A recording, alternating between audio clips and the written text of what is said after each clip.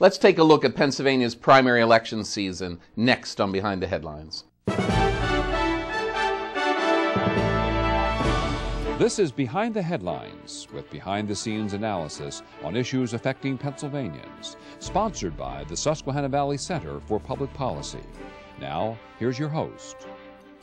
Hi, welcome to a new edition of Behind the Headlines. I'm Charlie Greenwald, Senior Fellow for the Susquehanna Valley Center for Public Policy. And I'm joined, as usual, by my co-host, Mara Donnelly. Mara, welcome. Hello, Charlie. It's election time. It is. It is. And amazingly, Pennsylvania is an exciting place to be. And we have to remember that once out of every 4 years, in the presidential election year, we move our primary, our closed primary, forward by 1 month. We do, which is good. We didn't know we'd have a role this year, but we do. And it seems that we might have one, and I know you talked to Dick Morris not so long ago. I did have that great opportunity. And we want to dovetail on that conversation and bring in two of the leading experts in Pennsylvania, the former chair of the Democratic Party and the former chair of the Republican Party, and they're with us today. T J Rooney is the former chairman of the Democratic State Committee here in Pennsylvania, and Alan Novak is the chairman of the Republican State Committee. And you also are the president of Novak Strategic Associates. And TJ, you are the president of Eisenhower and Rooney. Yeah, I'm a partner. If Mary heard that, she'd probably slap me in the head. You gave the other person of top billing. Absolutely. She does all the work, so she deserves top billing.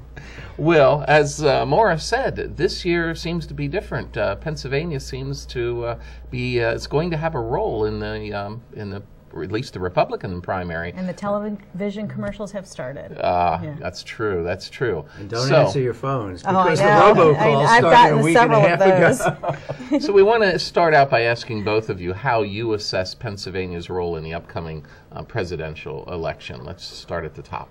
Alan? Well, I think once again we're going to be a battleground state, as we have been seemingly forever. Last time a Republican presidential candidate won Pennsylvania was 1988, but every presidential election, Pennsylvania's in play to the end. And I think that's going to be the same case this year.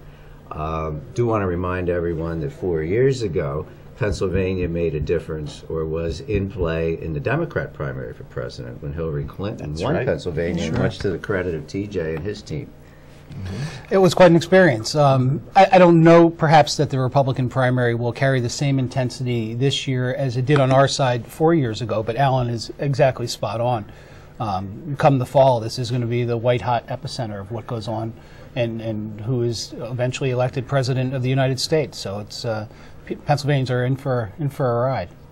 Well, there's a lot of polls out right now. The primary is tightening, so I want to talk a little bit about that. Two headlines in the last few days. One is resentment lingers in PA after Rick Santorum's loss, lingers in PA. The other is Romney plays down chances in PA primaries.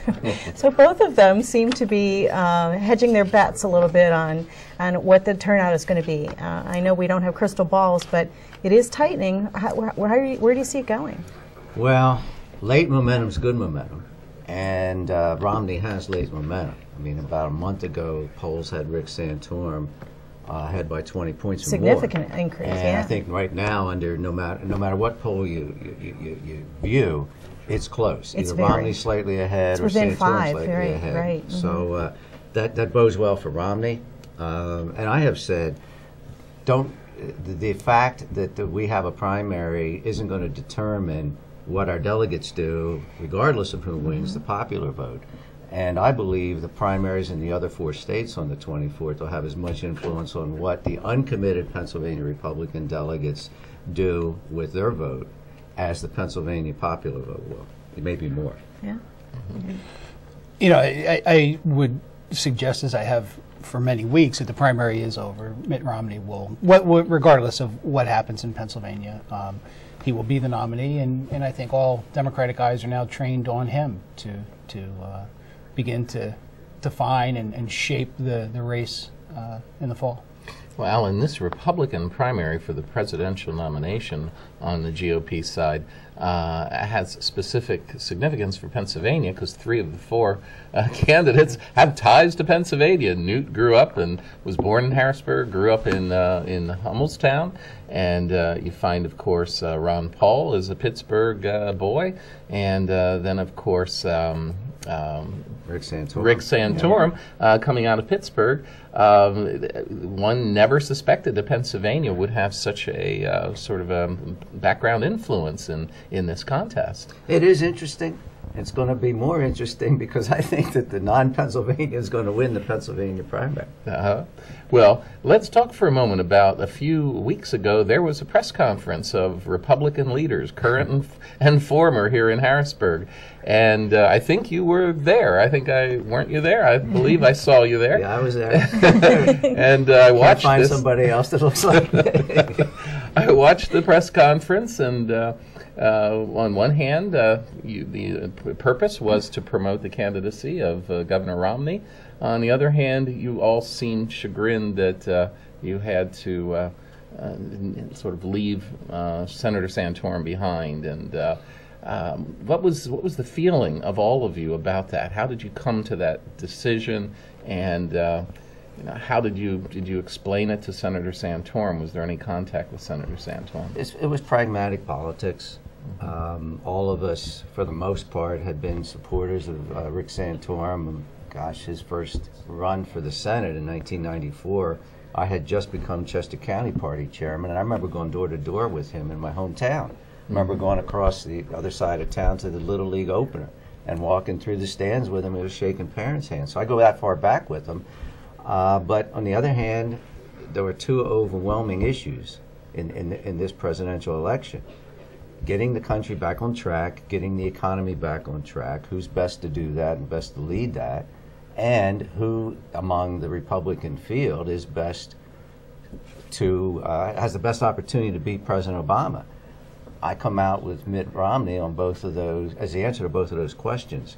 And I think most of the people there, the 3 congressmen that were part of that press conference, Charlie Dent and Jim Gerlach and Bill Schuster, Bob Asher, the National Committee man, who has made the careers of many Republicans in Pennsylvania. Phil English. Phil English, former congressman. And then 3 of the more significant people, the Republican Party county chairman, Don Weidman from Franklin County, and 2 Tea Party people from the Independence Hall Tea Party in Philadelphia, which showed not only top leadership level support, but I think showed grassroots support. Before we leave that topic and go back to TJ, why not Newt? Because Romney is the best person to run against Barack Obama in the Republican field and the best person to lead the country to get the economy back on track. Do you disagree? Newt's the best debater. If we were electing a debater-in-chief, I might agree with you, but debater. We're talking about who can lead the country and who can run best against Barack Obama. Okay. Well, this is probably a question better suited to you, but I'd like to hear Mr. Rooney's perspective on this. Let's shift gears to the U.S. Senate race. We have the latest polls, I think, have Smith and Rohr in a dead heat, with Welch really trailing behind in terms of the polls. Do the Republican committee get it wrong in their endorsement? Well, I guess it somewhat remains to be seen, and Governor Corbett had a huge role in securing the endorsement for Mr. Welch. So it will be quite interesting. I think the conventional wisdom would suggest that when you have as many conservatives, fighting for that conservative base, it creates a pathway for Mr. Welch. But if he were to suffer a defeat in a few short days, then it's likely going to have a rebound effect on the governor as well. And while Governor Corbett won't be front and center in this election, there are certain telltale signs that may present openings and create opportunities for some ambitious Democrat. And we'll let you weigh in. Well, we have, 2.5 weeks, I think, before the 24th, or a couple weeks to go. A lot can happen in 2 weeks. Welch has started his TV ads. Yes. We've got a fairly crowded field. I wouldn't count the endorsed Republican candidate out in that primary, simply because of the endorsement. And the fact that he'll be on the ballot as a Chester County, his county of residence is going to appear on that ballot. That ought to help him pull some votes out of Chester County and maybe Delaware, Montgomery County.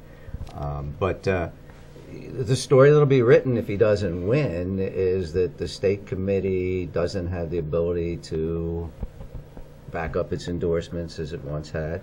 The story that'll be written is should the governor have weighed in or not. But I think all of that is secondary to is there a Republican that can beat Senator Casey? Mm-hmm. And that's going to be a tall order, but not an impossible order, depending on other things outside of Senator Casey's control, like the presidential election. Right. What is Senator Casey going to run on, TJ?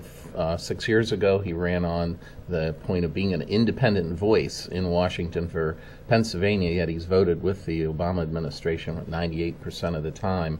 And he also ran on a balanced budget. And, of course, we've seen everything in Washington but balanced budgets. What will he run on? How will he tailor his campaign? Well, I mean, Bob Casey is tailor-made for Pennsylvania, and Pennsylvania's tailor-made for Bob Casey. He's a moderate Democrat, and I think you'll see some light between the president and Senator Casey on some important issues, and I think those issues will be accentuated during the course of the campaign. But certainly on the fundamental, the big ticket items, the senator's been a good Democrat, and he's voted his conscience. I mean, the one thing about Bob Casey that you can't say about every other politician or many other politicians is that every day he goes and represents his state and his conscience, and he votes accordingly. So, when it comes to health care and keeping people with pre-existing conditions or allowing people with pre-existing conditions to have access to health care, if you're talking about children who have graduated from school but not yet entered the workforce, I think you're going to see the senator talk about some of the good things that the health care bill has done, and I think you'll hear him articulate some areas where he is different from the president. In the last 3 minutes, we want to have both of you chime in here on what are some of the other races to watch in Pennsylvania, both at the congressional level and at the state level for state senate and state house. What stands out? First to you, Alan. Well, what I'm watching is the fact that there are incumbent Republican senators with challenges in their districts. And they are? Senator Pileggi, Senator Vance. There are a couple more, I think Senator Ward out in Westmoreland. And these are really good senators. These are really good people connected to their communities, done a lot for their communities.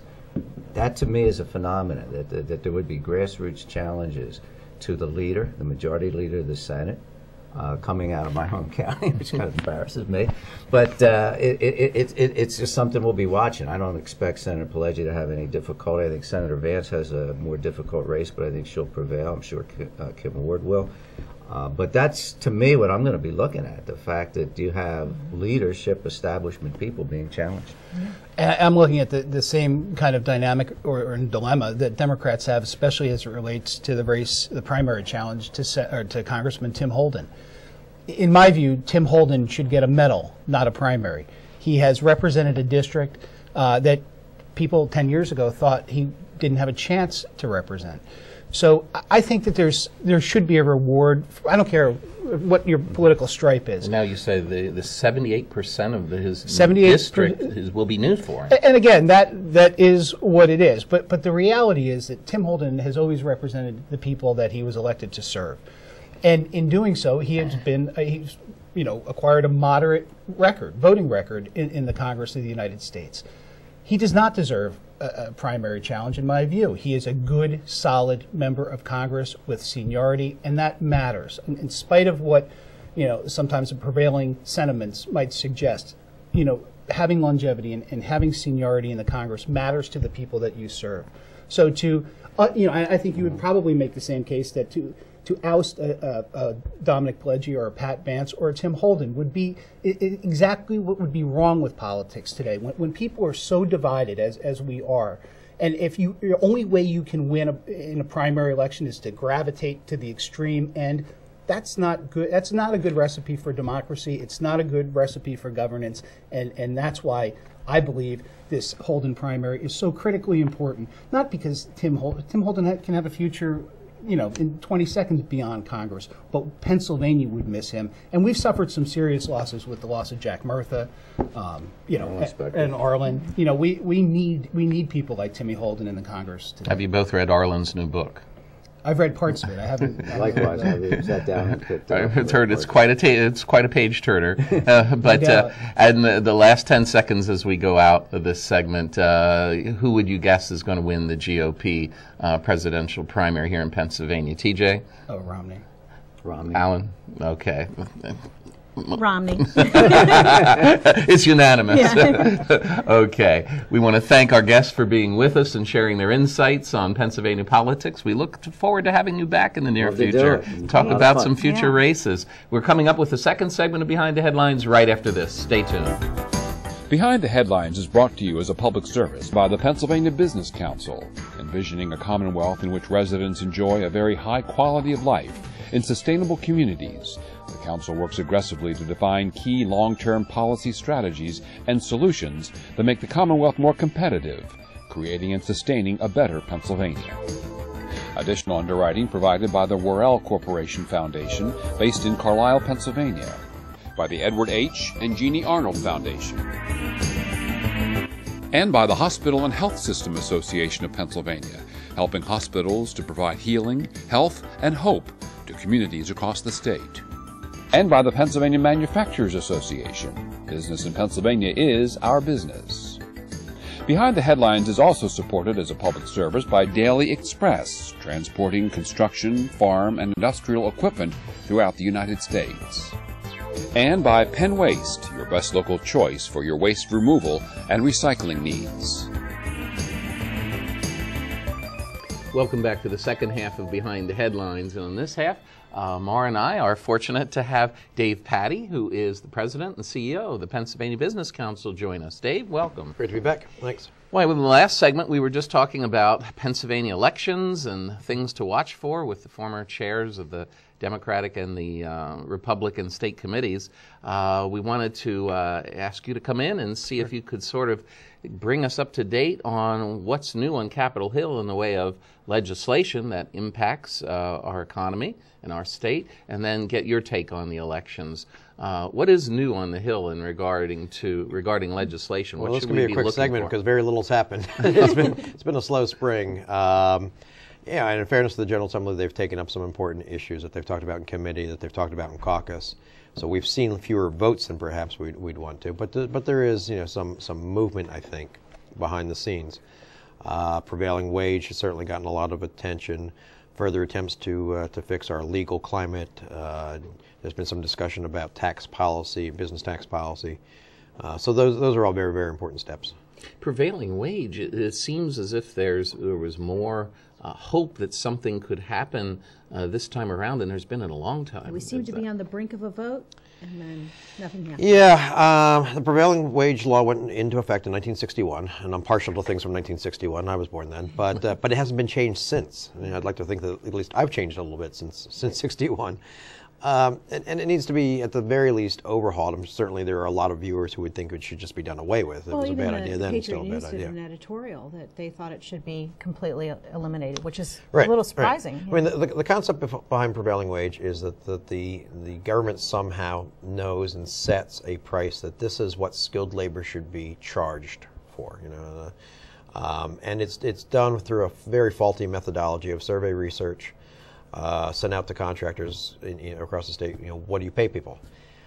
For reasons I don't fully understand, the unions certainly the union-based contractors or the union contractors send in their data and alleged inflate their data. Non-union contractors reportedly do not complete the survey data, so the survey data is skewed. It's not accurate. Now, what confuses me about this whole thing is, we know because of everyone's taxes exactly what everybody in this Commonwealth makes. So, and for reporting unemployment compensation and workers' compensation, we know what the wages are. So we already have the data. But is it cross-referenced? But we're not allowed to use that. Well, we're not actually. The law okay. prohibits us and forces this methodology, which is flawed. So we get a grossly inflated prevailing wage estimate, and then. And not surprisingly, because of the vast number of again, statistically, you have more contractors of the union membership type in the Philadelphia and Southeast. Well, if that price gets set statewide, you know, it's suggesting that that's the prevailing wage in, say, Perry County. Well, clearly all wages are lower in Perry County. Or other parts of the state, in the mid-state and the northern tier. So you have a problem there. You have a problem in that the job classifications are not the same across the state. So one of the pieces of legislation we've looked at is to say, look, let's have the Department of Labor publish and put on their website, here's what an electrician is, here's what a carpenter is, here's what a day laborer is. And these are the things they do. So we know which classification for the wage they fall into. So they're not, someone's not being billed at a higher level. Do you think there'll be a lot of trouble getting common definitions down? I understand, I was not part of it, I understand there were some pretty good negotiations between legislators, the Department of Labor, and unions. And that the Representative Bill Keller, in fact, a pro-labor Democrat from Philadelphia, was helpful in helping get some of that done, facilitating it. The other thing is that there is a threshold for which prevailing wage applies to public projects, where you'd have to pay this rate if public dollars are used. Threshold was set in 1961 at $25,000. Well, $25,000 in 1961 equates to $185 roughly today. So another piece of legislation would just say, look, if nothing else, let's just correct for inflation and raise the cap to $185,000. Now there are some policy decisions made over the years too, where originally this was new construction. In the Rendell administration, we moved to starting to say, well, if you're just doing maintenance and repaving. So a township comes in and repaves a road. They're just kind of fixing, they're not replacing. Prevailing wage kicks in. Under the gaming law, if you get money that's given back to municipalities for gaming, anything you do with that money, prevailing wage applies to it. And it's estimated that the prevailing wage changes the labor price.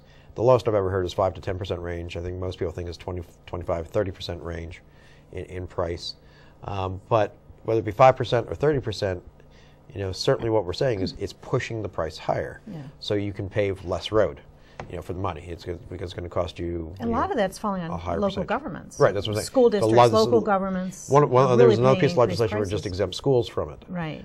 There has been some legislation that would suggest, how about a local opt-in? Look, if in southeastern and southwestern communities that are more prevalently union, if the voters and the elected officials want to opt in and say, no, we believe in this, fine, go ahead and do it. But particularly in areas of the mid-state where you have fewer union shops in the first place, perhaps they'll opt out. Do you think we'll see something on prevailing wage this spring? I mean, there's certainly the Republican leadership in the House would like to move something. They have problems within their own caucus in southeastern Pennsylvania. People who are reluctant, at best, to move forward with legislation. What they're looking for, a few Democrats are saying, look, I'm willing to go partway. I'm not going to get rid of it. And obviously there are conservatives and libertarians and people largely in the mid-state, not exclusively in the mid-state, who just say, well, let's get rid of it altogether. Politically, that's probably not realistic. Whether or not it's a good policy decision, it's probably not realistic in Pennsylvania, because you still have to, of course, get it through the Senate then as well. Above and beyond prevailing wage, what is the next most important piece of legislation for the business community and for the state's economy that's up on the Hill? Last year we got the Fair Share Act passed after a 10-year saga, and that fixed joint and several liability, but that certainly wasn't the end point in changing our legal climate. We still have a very litigious society, and law and policy in Pennsylvania allows that. Two things that are really topping that list. One is often called benevolent gesture, or the apology bill. The House did take action on that. They moved it to the Senate. We're hoping the Senate will take action. And that's where that allows a doctor to say, I'm sorry for what's happened. Right. Without the liability, being exposed to liability. What we understand is that often if something goes wrong, or the outcome is not what we'd hoped it would be in a medical procedure, that the family is upset, distraught, angry, and those are very normal human emotions. That's a normal response. What we would like is for the medical professionals to be able to sit down and say, look, I know we talked to you about risk going into this, but I know that doesn't help right now. Sorry it turned out this way, and not have that be used against them in court. Right. What we actually find is that in the states that have done that, and many states have, and other countries have done that, you don't have the lawsuits then. Because what they want is the empathy, right? Not the money. It's how the anger of not being talked to, and the lawyers coach the doctors never talk to the patients or their families.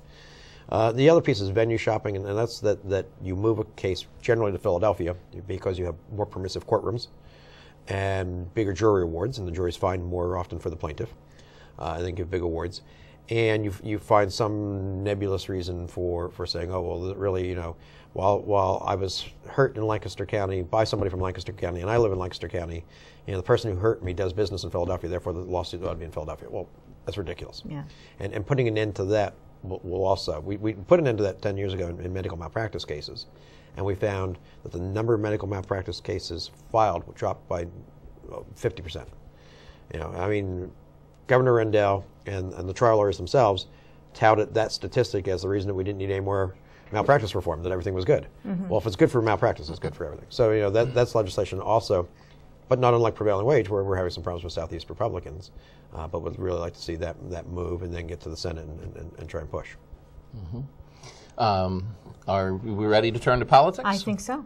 Okay. When I frequently think of you as carrying around a crystal ball, like Larry Sabato from University of Virginia does. Dave, when you look at the Republican primary for president, and you look at Pennsylvania, who do you think is going to win? Can Santorum win his own state? Well, or yeah, he certainly is Romney can. Going I mean, to as Larry always says, if you live by the crystal ball, you eat ground glass. But yes, the polling is closing, but Rick still has very good name ID, residual from years and years of service, residual goodwill. You know, much to the consternation of a lot of analysts everywhere who would like to say Rick's comments have gotten him in trouble with women. He actually doesn't suffer from much of a gender gap, and certainly no worse than Romney, within Republican women, you know, particularly. You know, he can do it. I mean, a lot has to do with funding. You know, reportedly, Romney has now bought $2.9 million worth of television, which is, you know, all the words that have been used, nuclear Armageddon. I mean, it's if Romney was thinking maybe I'll let Rick win and then he bows out gracefully, no, this is the go for the throat. I'm going to kill him. I'm going to kill him now. Will it matter but if Rick wins in Pennsylvania? Will it matter to the overall nomination? I think it matters to Rick Santorum's future. If Rick Santorum wins, you know, and at some point, I mean, there's an optimization in this game. Will Romney still be the nominee? Yes, I think Romney will still be the nominee. At a certain point, if Rick gets out, does he get pole position for 4 years from now, assuming Romney can't win in the fall? And frankly, I still think, in terms of the fall race, this is the president's to lose. You know, the polls seem to indicate that as well. Yeah, I mean, this, you know, this race is more likely to go to President Obama than to any Republican candidate. Okay. So for Rick, it's an optimization of how do I handle the rest of my strategy for the rest of my career. Well, we thank you for bringing your crystal ball here, and we thank you for bringing us up to date, and our viewers up to date on what's going on in the Hill, Dave. Thank you very much. Sure. We'll be back next week with a new edition of Behind the Headlines. We'll see you then.